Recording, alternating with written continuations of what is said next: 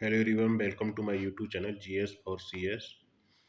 तो आज कुछ फैक्ट हैं बायोलॉजी से संबंधित जो विगत परीक्षा में आए हुए हैं और आगामी परीक्षाओं में आने की संभावना बनी रहती है। तो इसी को देखते हैं। लार पाचन में सहयोग। जो लार होती है उसमें वो किसे पचाती है? तो स्टार्च होता है। स्टार्च स्टार्च ही ग्लूकोज कार्बोहाइड्रेट का रूप है जिसे लार पचाती है। लार में होता है टोलवेन।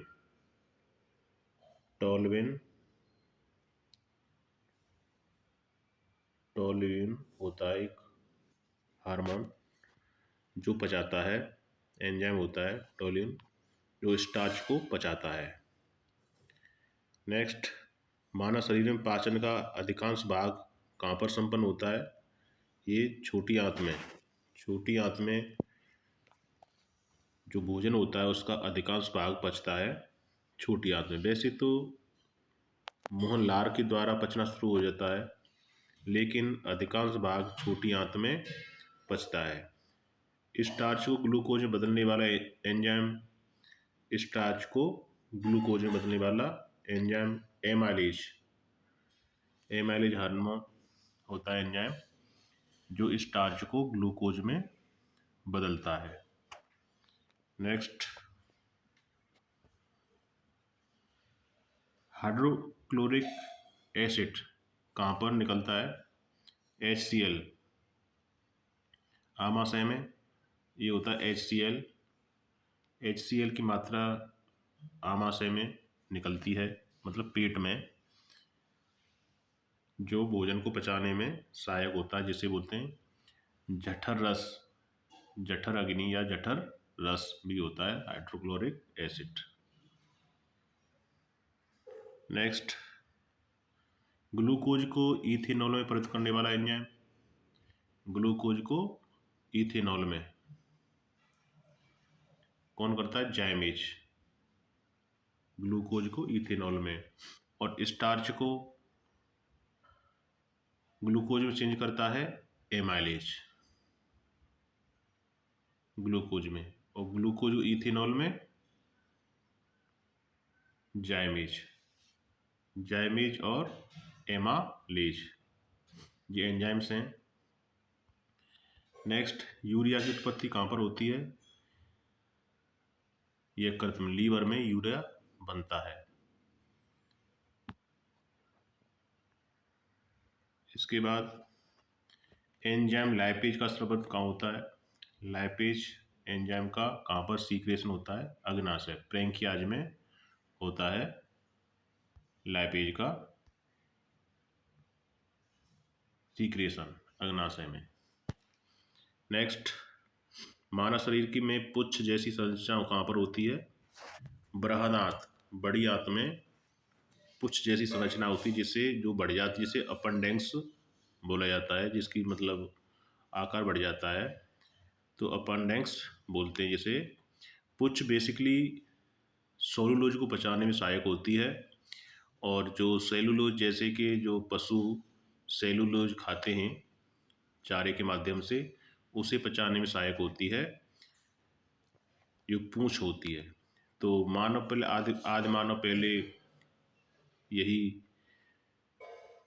कंदमूल, फल और वैसी चीज़ें खाता था, तो उसमें सेलुलोज की मात्रा अधिक होती, जिस कारण उस टाइम पर पुच्छ एक्टिव थी। अब जैसे स्टार्च खाने लगा, ग्लूकोज खाने लगा, तो इसका काम सीमित हो गया, तो ये एक अवशेषी अंग बन गया है पुच्छ। जब कभी इसकी मतलब आकार बढ़ने लगता है तो इसे अपेंडिक्स का ऑपरेशन करके हटाई जाती है। नेक्स्ट, कार्बोहाइड्रेट के अपघटनोपरांत अंतिम रूप से बनता है। जब कार्बोहाइड्रेट का जब टूटता है तो वो क्या बनता है? ग्लूकोज बनता है जब कार्बोहाइड्रेट टूटता है तो। नेक्स्ट, यकृत में मांसपेशियों में जमा ऊर्जा। यकृत मतलब लीवर में ऊर्जा किस रूप में जमा होती है? तो ये होती है ग्लाइकोजन के रूप में। यकृत क्या करता है? यकृत लीवर फैट को पचाता है और फैट को पचाने के बाद जो ऊर्जा बनती है उसे ग्लाइकोजन के रूप में अपने अंदर स्टोर रखता है। नेक्स्ट, पित्त का निर्माण कहाँ पर होता है? यकृत में प्रकृति का निर्माण होता है और इसका स्टोरेज होता है बाइल ग्लैंडर, पित्ताशय में। पित्ताशय में इकट्ठा होता है ये,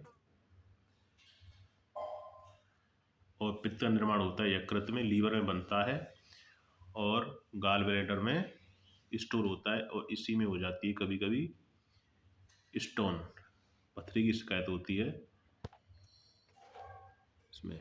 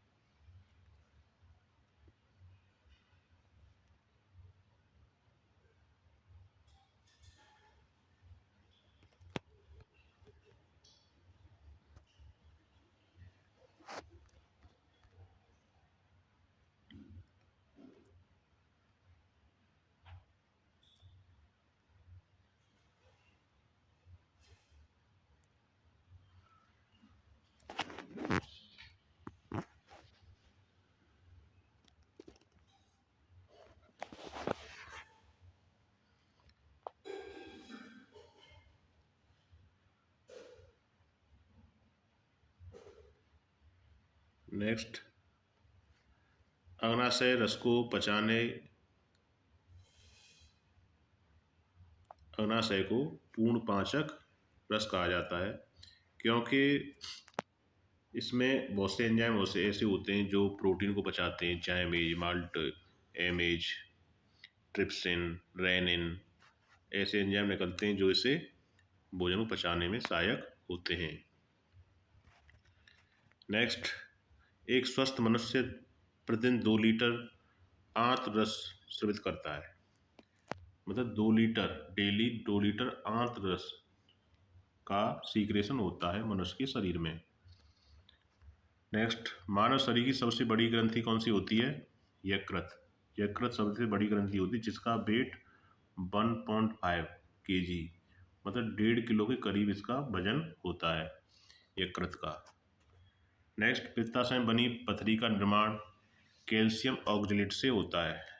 कैल्शियम ऑक्जेलेट से बनती है पथरी, पित्ताशय की हो या फिर किडनी की पथरी हो, स्टोन, जो बनती है कैल्शियम ऑक्जेलेट से। और कैल्शियम ऑक्जेलेट से पाया जाता है अधिकतर टमाटर में पाया जाता है, तभी मना किया जाता है कि टमाटर खाना बंद कर दें, टमाटर के बीज को। पित्ताशय में बनी पथरी वसा के पाचन में प्रभावित करती है। वसा, फैट का पाचन कहाँ पर होता है?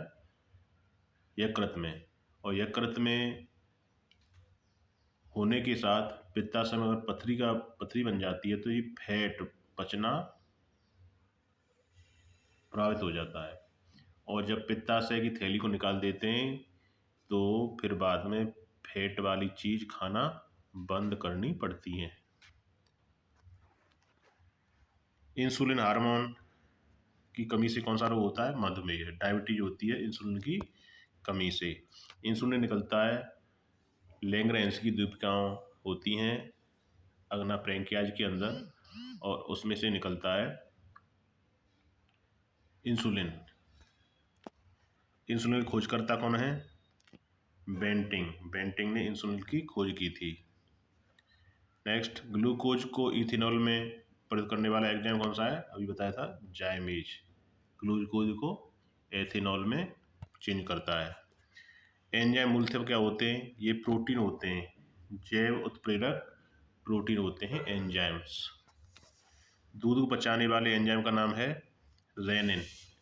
जो छोटे बच्चे दूध पीते हैं उन्हें दूध को पचाने में सहायक होता है रेनिन एंजाइम। लार में जल की मात्रा कितनी होती है? 99.5%, अधिकांश जल ही होता है। उसके बाद एक एंजाइम होता है टोल्यूइन। कार्बोहाइड्रेट क्या है? एक ऊर्जा का सोर्स है, ऊर्जा उत्पादक कार्बोहाइड्रेट। वसा क्या है? ये भी ऊर्जा का ही सोर्स है। प्रोटीन के द्वारा शरीर का निर्माण होता है। टूट फूट जो भी होती हैं, ये सब प्रोटीन का वृद्धि विकास शरीर का प्रोटीन के द्वारा होता है। नेक्स्ट, विटामिन क्या होते हैं? विटामिन मेटाबॉलिज्म की क्रिया को नियमन करते हैं, उसे कंट्रोल करते हैं। विटामिन्स उपापचयी क्रियाएं, मेटाबॉलिज्म, इसमें कैटाबॉलिज्म, एनाबॉलिज्म आता है। यूरिक एसिड, ये क्या है? न्यूक्लिक एसिड, ये प्रोटीन संश्लेषण है। न्यूक्लिक एसिड प्रोटीन का संश्लेषण है।